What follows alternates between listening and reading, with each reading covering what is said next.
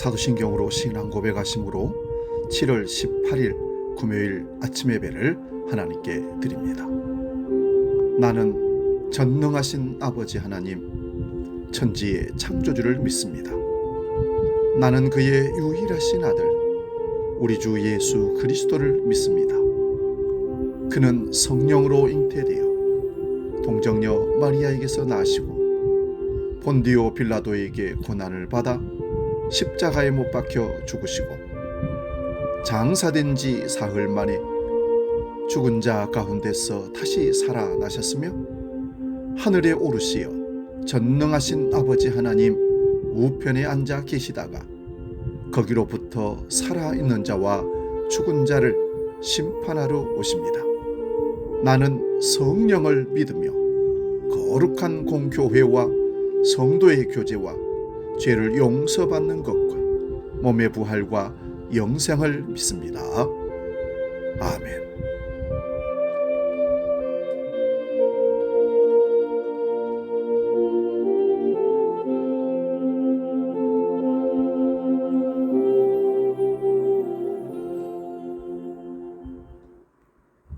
찬송가 300장 내 마음이 낙심되며 함께 찬송합니다.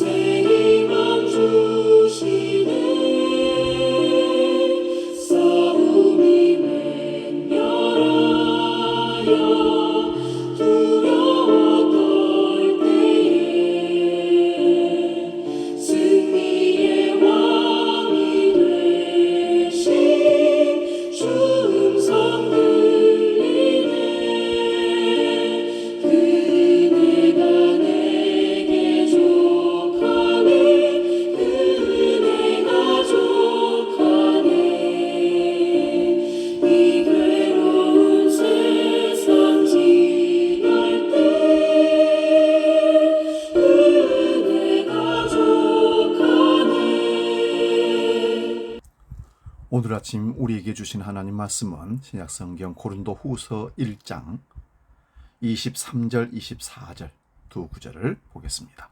신약성경 287면에 있습니다. 고린도후서 1장 23절 24절 봉독할 때에 살아계신 주님의 음성을 들을 수 있기 바랍니다. 지금 봉독합니다.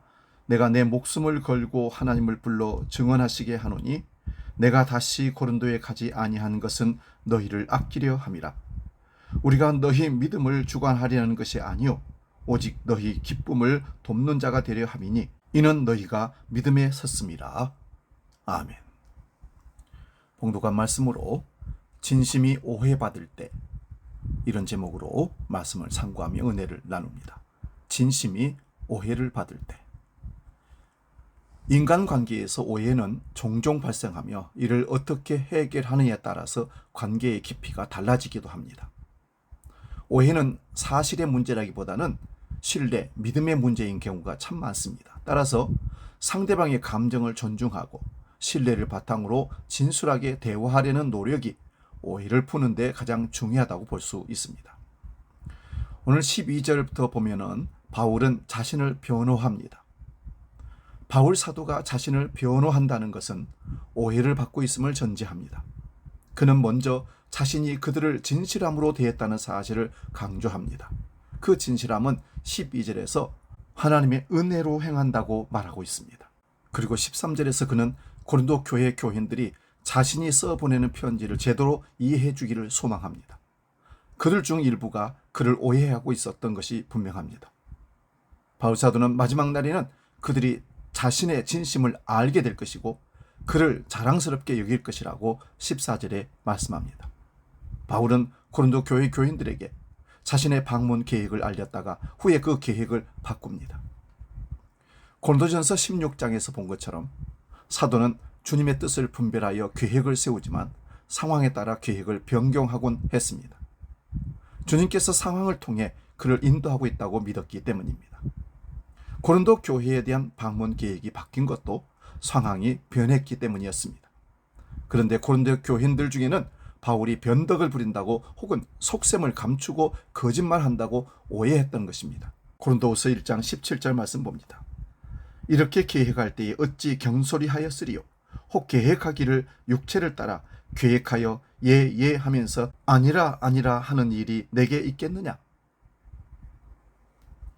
바울은 정직하지 않다는 비판에 크게 상처를 받았던 것 같습니다. 그는 자신이 믿는 하나님과 예수 그리스도를 두말하는 분이 아니며 따라서 자신도 오직 한 가지 마음으로만 말하고 행동한다고 고백합니다. 18절 말씀을 봅니다. 하나님은 미쁘시니라. 우리가 너희에게 한 말은 예 하고 아니함이 없노라. 여기 미쁘시니라는 말은 하나님은 항상 신실하셔서 믿을 만한 분이라는 뜻입니다. 하나님은 한 번 약속한 것을 끝내 이루시는 분이십니다. 예수 그리스도께서 오신 것은 하나님의 신실하심에 대한 증거입니다. 말씀하신 대로 언약하신 대로 약속대로 오셨다는 말씀입니다.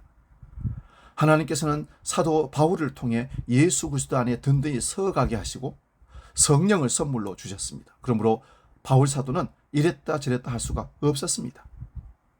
고린도 교회에 대한 방문이 변경된 것은 그들의 변덕 때문이 아니라 그들에 대한 배려 때문이라고 오늘 성경에 밝히고 있습니다. 진심을 의심받는다는 것은 참으로 억울한 일입니다. 우리 속담에 버선이라면 뒤집어나 보지라는 말이 있습니다. 버선 옛날 양말을 말합니다. 버선 속에 무엇을 감추고 있다고 의심받으면 뒤집어서 보이면 그만입니다. 하지만 우리의 마음은 그럴 수가 없습니다. 그래서 우리의 마음이 오해받고 있다 싶으면 답답하고 억울합니다. 그 사람이 자신을 아는 사람일수록 더욱 그렇습니다. 가까운 사람일수록 의심받으면 상처가 더 큽니다. 고린도 교회는 바울 사도가 특별히 마음을 썼던 교회입니다. 그렇기 때문에 그들 중 일부가 그의 진심을 왜곡해서 의심하고 비난하고 있다는 사실을 전해 듣고 심하게 마음고생을 했습니다.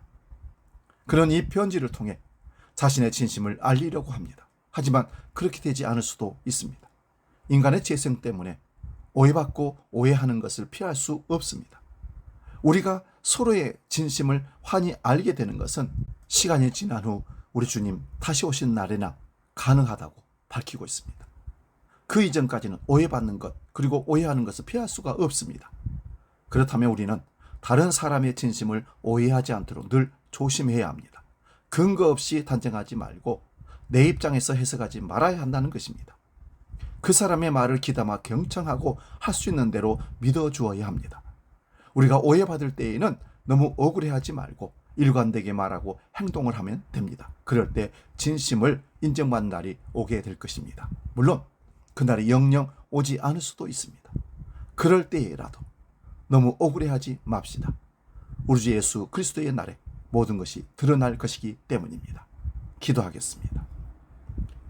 살아서 역사하시는 아버지 하나님, 우리가 이 땅의 삶을 살면서 인간관계 속에서 교회에서 신앙생활을 하면서 진심이 오해받을 때 그 억울함을 풀 수 없어 괴로움을 토로합니다. 아버지 하나님, 우리가 서로를 믿지 못하고 오해했을 때 그 아픔과 상처는 깊어서 견딜 수 없는 고통 가운데 나날을 보낼 수가 있습니다. 그러므로 상대방을 오해하거나 오해해주는 행동을 하지 않도록 우리를 늘 다스리게 하시고 지켜 인도하여 주옵소서. 그리하여 항상 진실된 모습으로 사람들에게 하나님께 인정받는 우리 삶이 되기를 간절히 소원합니다. 이제는 주님께서 가르친 기도로 기도합니다. 하늘에 계신 우리 아버지, 아버지의 이름을 거룩하게 하시며 아버지의 나라가 오게 하시며 아버지의 뜻이 하늘에서와 같이 땅에서도 이루어지게 하소서. 오늘 우리에게 일용할 양식을 주시고 우리가 우리에게 잘못한 사람을 용서하여 준 것 같이 우리 죄를 용서하여 주시고 우리를 시험에 빠지지 않게 하시고 악에서 구하소서. 나라와 권능과 영광이 영원히 아버지의 것입니다. 아멘.